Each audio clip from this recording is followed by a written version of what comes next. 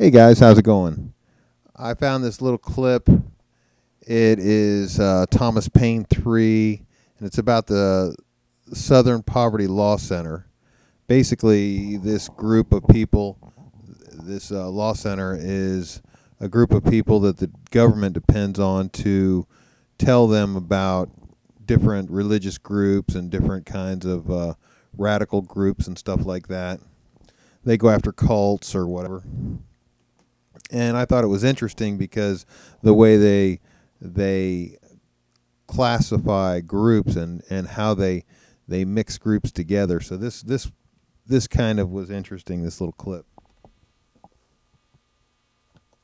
We are just going through the list of Southern Poverty Law Center's domestic terrorist and hate groups. Mm-hmm.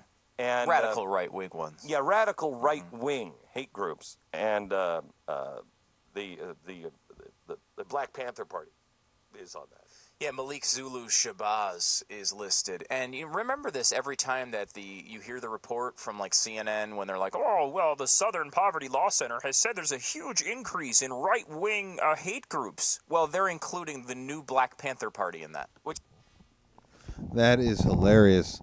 You know, imagine that the new Black Panther Party being part of a radical conservative or a right-wing radical group. It's just hilarious. I mean, these guys are so far from right-wing. It boggles the mind. It's just amazing. Because every book on the Black Panther parties, from the 1960s all the way to today, they're called the New Left. It's the New Left, the New Left, the new radical left, and now suddenly the Southern Law Poverty Center, to be able to say how much the right-wing hate groups have expanded, they're expanding because they're putting people in those categories that don't belong there. Let me give you two examples. In this category is the Black Panther, extreme right-wing hate groups. I mean, that's outrageous. How crazy can that be? I mean, these people want to kill white people.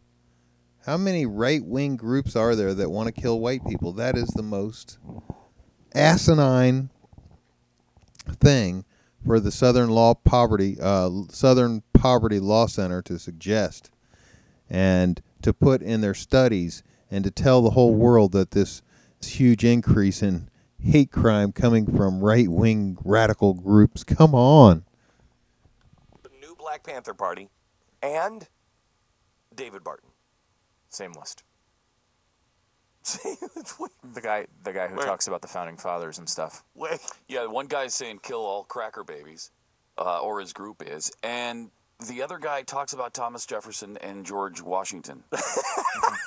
Same exact thing. Same list. Do they have an explanation of how David Barton got on that list? Yes, they do actually. It's handy dandy. You can click right on it. Am I on the list?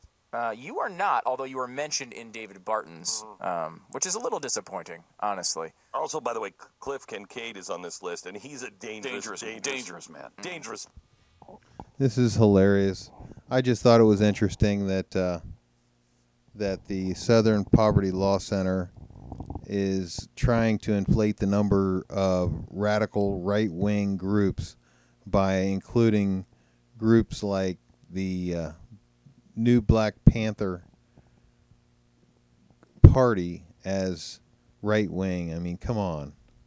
That's more, didn't they come out of Chicago, sort of like, aren't they supported by like Obama? Doesn't Obama sit down and have beer with them? Remember that video that I just showed a couple days back where they were saying, Mr. Obama, we don't want to sit down and have any more beer. We don't want to have a good time. We want to talk about these issues. It's almost like, they were telling us that they hang out with the president, but that's not what they want anymore. Now they want some action. It's funny. Anyway. He was named in 2005 as one of the nation's 25 most influential evangelicals, which right there No wonder is he's hatred. a trained killer. Yeah, trained killer. Mm-hmm. Well, I also wanted to show you a little clip of the KKK because I thought, a lot of people are saying that would be a typical right-wing extremist group. So let's see what kind of support they get in America. Man right here fighting for your rights. Do crap like this. Let him on the other side of the Fight barrier. for your rights. Do crap like this. Let him walk over there. See the guy rubbing his hands together, the military guy. He's like, let me at him, let me at him. Real men don't hide behind vests. Exactly. Take your fucking hoods off. Go pump some gas.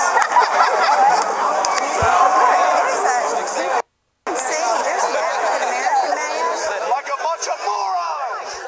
So you can see how Americans treat racist white people.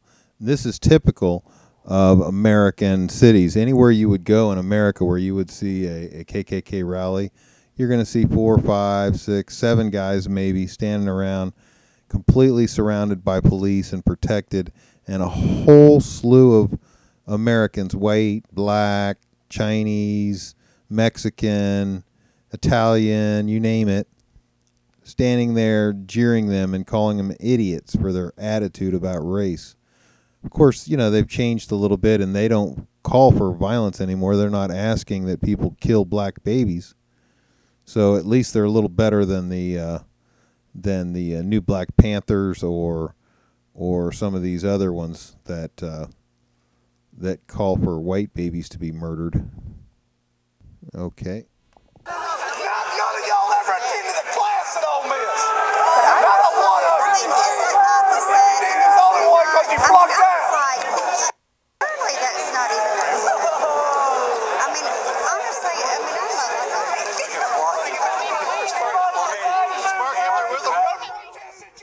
So you get an idea of the crowds, and you can see this is a mixed crowd here. There's white people, there's black people. This black lady here, I think she's with this guy, and she's just having a ball sitting here listening to this guy in a red shirt calling these racists every name in the book.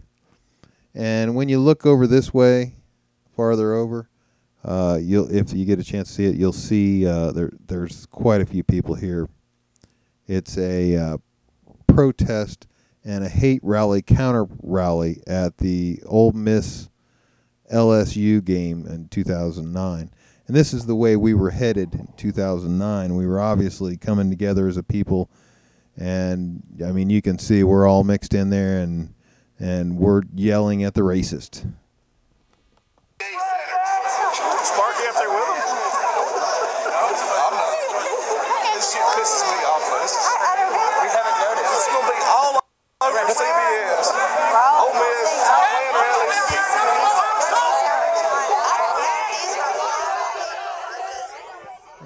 So, I mean, you can see the crowds. You can see that they're protected by the police, and there's just obviously very little support for white racists.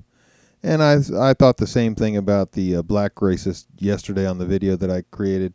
I didn't see a lot of black people standing up there supporting those guys either.